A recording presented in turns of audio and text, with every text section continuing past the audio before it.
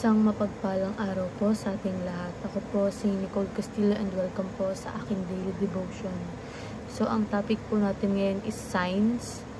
So, there are two kinds of signs. Miraculous signs and practical signs. So, when you say miraculous signs, it's like healing wonders and fulfilled prophecies, reveal God's power, and point people to Christ. So, the other hand, when we say signs, however, involve God's guidance through His Word, godly counsel, inner peace, answered prayers, and His glory revealed.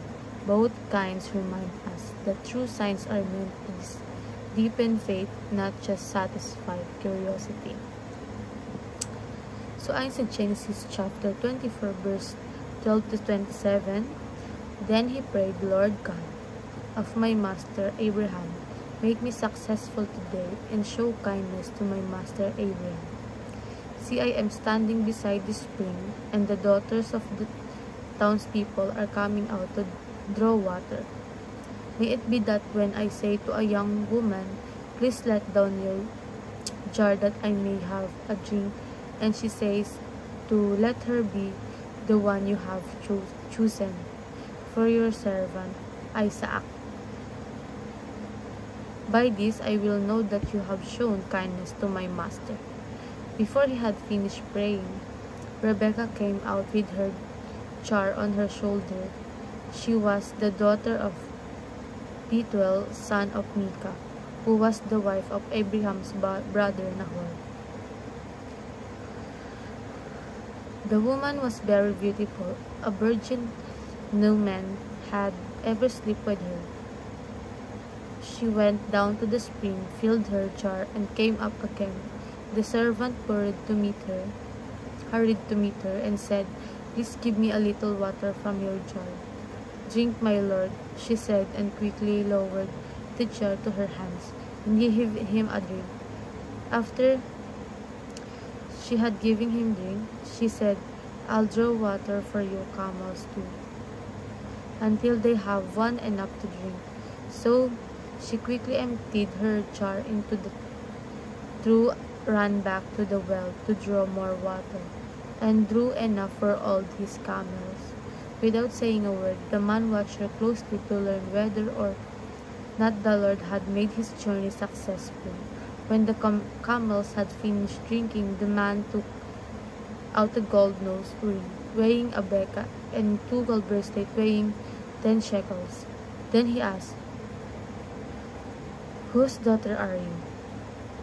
Please tell me, is there room in your father's house for us to spend the night?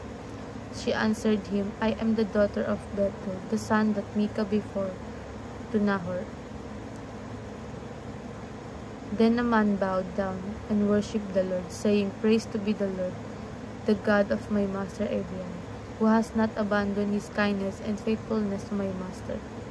As for me, the Lord has led me on the journey to the house of my master's relatives.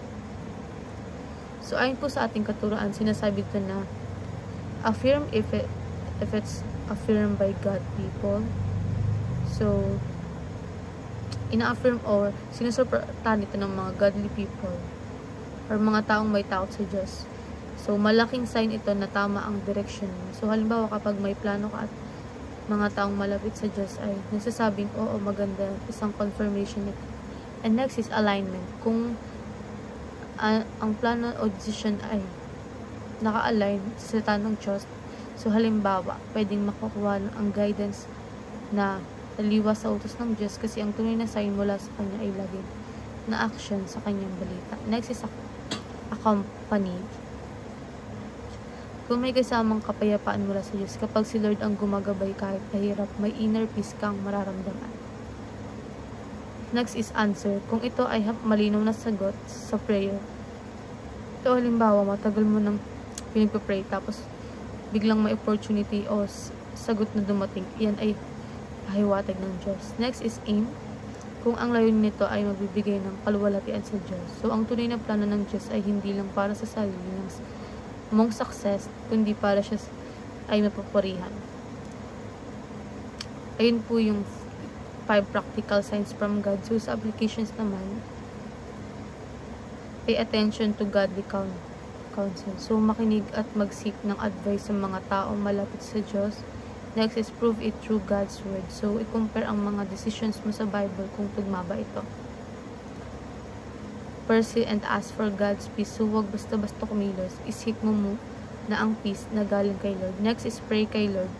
And pray earnestly before making decisions. So, huwag mong madali kung di mag-pray muna ng seryoso. Lastly, prepare the path for decisions that brings glory to God. So, piliin ang decision na hindi lang para sa sarili, kundi para magbigay ng puri sa Diyos. And ayun lang po, maraming salamat.